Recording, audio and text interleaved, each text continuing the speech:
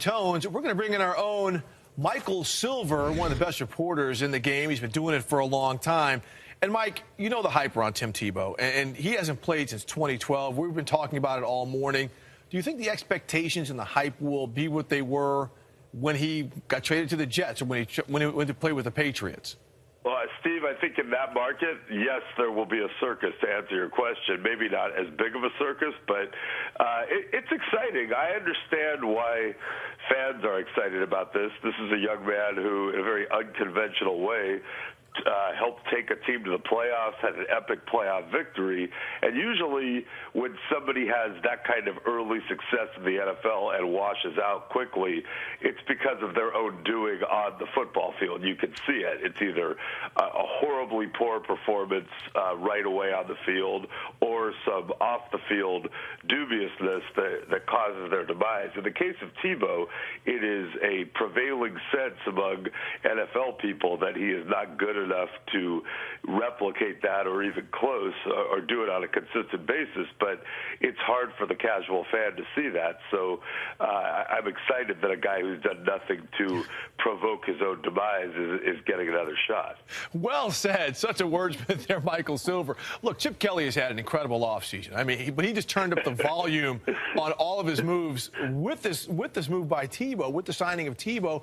What about an offseason like this, especially the compact time where Chip Kelly, who just got personnel authority, has decided to just take charge the way he has? Well, Steve, I'm really torn because I'm always scared of coaches who believe that their system can conquer all and don't seem to need immense talent in their minds to do that. So when you get rid of a guy like LaShawn McCoy, who is an exceptional talent, and they've lost a lot of other pieces, I get skeptical. But part of me just absolutely loves it because it flies in the face of conventional wisdom. And as one Eagles player, kind of delicately put it last night, the man gives exactly zero damns, I think would be the paraphrase. But Chip Kelly doesn't care what I think or you think and is going to try to do it his way.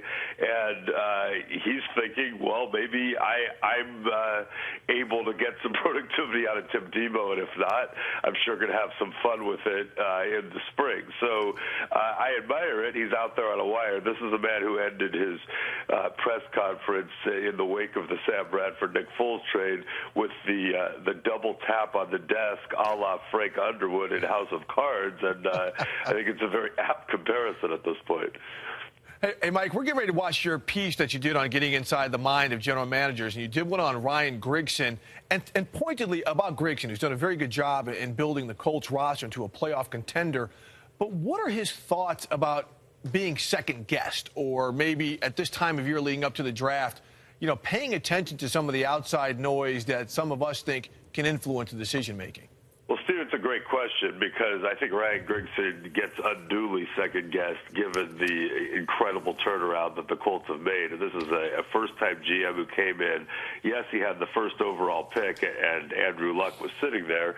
Although, go backwards, a lot of us thought Andrew Luck was the right pick, but there was also a movement that suggested that Robert Griffin III would have been the best way to go. There was obviously incredible trade value because you saw what the Rams got for that number 2 overall pick. And from taking Andrew Luck to making some picks lower down and getting productive guys that were off the radar, you're talking about a guy like Jonathan Newsom, last year's 5th-round pick, who was very productive off the edge with Robert Mathis gone. Ryan Grigson has done a lot of good things, and if you think about the most ruinous trade, or not ruinous, but the most lampooned trade in the last few years in the NFL, it's the Trent Richardson trade, where Ryan Grigson took a big swing and missed and cost them a first-round draft pick. But we're also talking about a team that has made the playoffs all 3 years and has done so well in so many other ways in the front office that I think he's one of the best in the league. All right, Mike Silver, good work. Thanks so much for joining us.